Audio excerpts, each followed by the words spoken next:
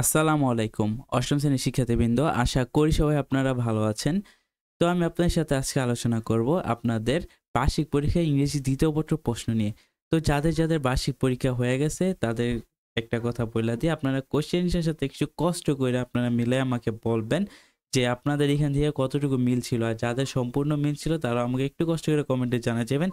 যদি আপনাদের সম্পূর্ণ মিল না থাকার পরও কিছু হইলেও আপনাদের কোশ্চেন মিলে যায়, তারপরও আমাকে আপনারা একটু কষ্ট করে হইলেও কমেন্টে জানাই যাবেন। আর যাদের এক্সাম এখনো হয় নাই তারা ভিডিওটা দেখেন, আপনাদের ভিডিওটা খুবই উপকারী হতে যাচ্ছে। কারণ এখান থেকে আপনাদের কম পড়ার চান্স অনেক বেশি, কারণ এটা হচ্ছে গিয়া বেলি সেটের কোশ্চেন। আপনারা জানেন যে বেলি, গোলাপ এই সেটগুলো কতটা গুরুত্বপূর্ণ। হুবহু কোশ্চেন কিন্তু আপনার কমন পড়া যায়। তো আপনারা কোশ্চেনটা দেখতেই পাচ্ছেন যে প্রথমে আপনাদের আছে যে fill in gaps with word and box. মানে এখানে আপনাদের ফার্স্টে আপনাদের ফিল ইন দ্য গ্যাপস আপনাদের অ্যান্সার করা লাগবে। এখানে ওয়ার্ড অ্যান্ড বক্স থেকে আপনাদের দেয়া থাকবো, দেন এখান থেকে আপনাদের অ্যান্সার করতে হইব।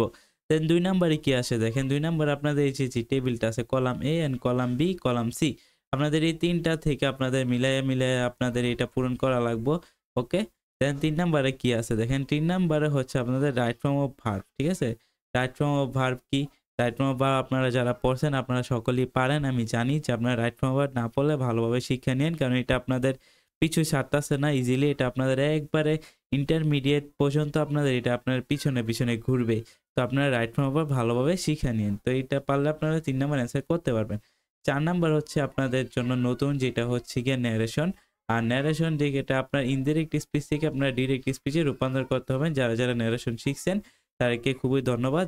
আপনারা পারেন, আর যারা পারেন না আপনারা শিখে নেওয়ার চেষ্টা করবেন, কারণ ক্লাস 9-এ উঠলেও আপনাদের এইটা ভালোভাবে পারতে হইব। তো আশা করি আগে শিখে নেওয়াই বেটার।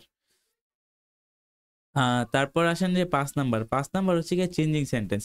তো এটা সবসময় ইজি চেঞ্জিং সেন্টেন্স। আপনারা যারা পারেন তো পারেন। আর এখানে দেখেন, এখানে সুপারলেটিভ আছে, ইন্টারোগেটিভ আছে, এক্সক্লেমেটরি আছে, নেগেটিভ আছে, তারপরে অ্যাক্টিভ প্যাসিভ আছে। ঠিক আছে, তো এগুলো আপনারা ভালোভাবে পড়বেন। আর 6 নাম্বার তো আপনাদের এটা কমন রিয়ারেঞ্জ, এটা আমাদের আসবে, এটা আমাদের সবসময় আসে। তো আপনারা রিয়ারেঞ্জ ভালোভাবে, তো আমি জানি আপনারা পারেন, তো এটা আপনারা ভালোভাবে পড়ে নিন। দেন দেখেন 7 নাম্বারে কি আসছে। 7 নাম্বারে আসছে একটা ইমেল, অথবা অ্যাপ্লিকেশন। তো এখানে একটা ইমেল আসছে। ইমেল কি? Inviting him her to attend the party, মানে এখানে পার্টি অ্যাটেন্ড করার জন্য এখানে সে কি করছে, ইনভাইট করছে। ওকে। তারপর আপনাদের লাস্ট হচ্ছে কম্পোজিশন। হচ্ছে ইউর ফেভারিট জার্নি।